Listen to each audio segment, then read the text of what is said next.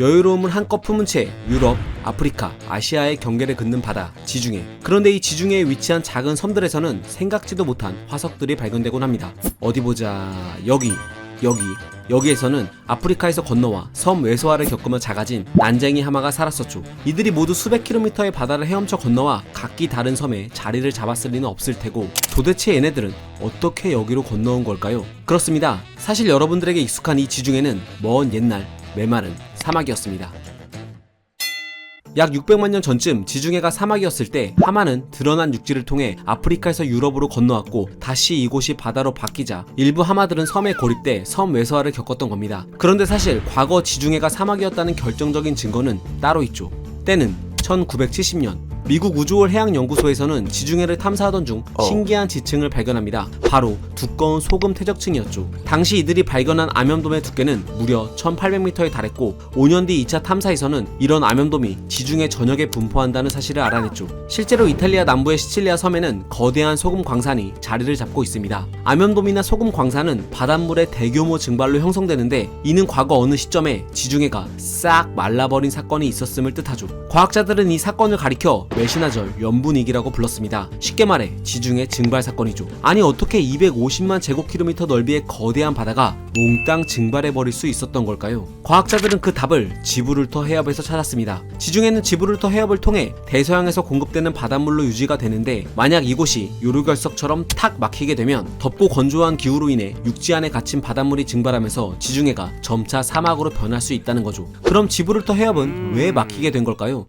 아주 단순하게는 아프리카판이 북상하면서 유럽 대륙과 충돌해 해협이 막혔다는 시각도 있지만, 그보다는 지브롤터 해협 주변 지각 내부에서 이렇게 지층이 끊어지면서 가벼워진 해양 지각이 탄성을 받아 위로 상승했고, 이로 인해 해협이 점차 막혔다고 보는 시각이 우세하죠. 반면 남극해의 결빙을 원인으로 보는 과학자도 있습니다. 지난 2015년 뉴질랜드 오타고대의 크리스티안 오나이저 박사는 약 600만 년 전 남극해가 얼어붙기 시작하면서 그 영향으로 지중해 부근의 해수면도 낮아졌다고 주장했죠. 해수면이 낮아지자 지각판에 가해지는 바닷물의 압력이 줄어들었고, 그로 인해 가벼워진 지각판이 위로 솟아오르면서 지브롤터 해협이 육지로 변해 대서양의 유입을 차단했을 거라고 추측한 겁니다. 원인이 뭐가 됐든 간에 대부분의 과학자들은 600만 년 전 지브롤터 해협이 막혔고, 약 60만 년에 걸쳐 건조한 기후가 반복되면서 이 당시 지중해의 수위가 빠르게 낮아졌다는 데 동의하죠.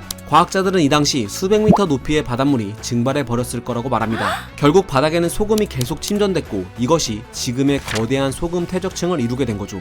아마 수백만 년 전의 지중해는 우유니 소금 사막과 비슷하지 않았을까요? 그런데 말이 좋아 소금 사막이지, 당시 물이 싹 빠진 지중해 지역은 해발 고도가 낮고 거대한 분지 지형이라 무척 덥고 건조했을 겁니다. 현재 지중해의 평균 깊이를 감안하면 당시 말라버린 지중해 분지 지형 중 일부는 해수면보다 4000m나 낮은 곳도 있었을 것으로 추측되죠. 이렇게 고도가 낮은 곳은 기압이 높고 분지 지형 특성상 열이 잘 빠져나가지 못하기 때문에 당시 지중해 여름철의 기온은 40도에서 극단적으로는 80도까지 높아졌을 수 있다고 합니다. 게다가 군데군데 분포한 호수 역시 염도가 높아 그 어떤 동식물도 살기 어려운 그야말로 죽음의 땅이었죠. 실제로 당시 지중해의 퇴적층에는 동물이 굴을 판 흔적을 전혀 찾아볼 수 없을 뿐더러 다른 동식물의 흔적도 거의 남아있지 않습니다. 여기서 한 가지 재밌는 건 메시나절 연분위기 가설이 등장하기 전인 1928년 독일의 건축가 헤르만 죄레겔은 지브롤터 해협을 댐으로 막아 수력 발전을 함과 동시에 지중해의 수위를 낮춰 새로운 토지를 확보하는 이른바 아틀란트로파 계획을 추진하기도 했죠. 그는 지브롤터 해협을 막으면 약 66만 제곱킬로미터의 새로운 대지 면적을 확보할 수 있고, 이를 통해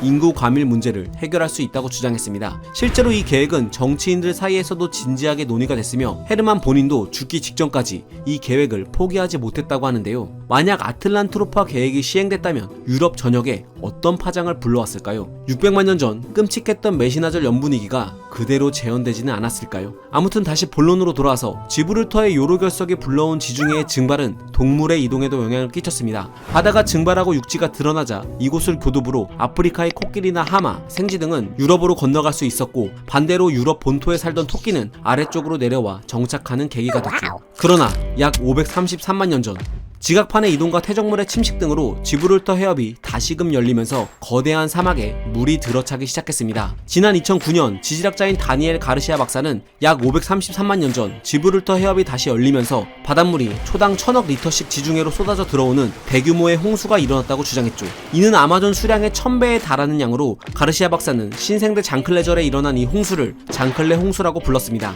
그의 주장에 따르면 장클레 홍수로 인해 지중해의 해수면은 매일 10m씩 높아졌으며 불과 2년 만에 바닷물이 지중해를 가득 채웠다고 합니다. 이렇게 순식간에 지중해가 바다로 변하자 일부 고도가 높은 곳은 섬이 됐고 메르누카 섬에 고립된 토끼는 섬 거대화 과정을 거쳐 조상종보다 6배나 무거워진 거대 토끼로 진화했으며 또 다른 섬들에 고립된 하마와 코끼리 등은 먹이가 부족해 점차 왜소해지는 진화 과정을 겪게 됐죠.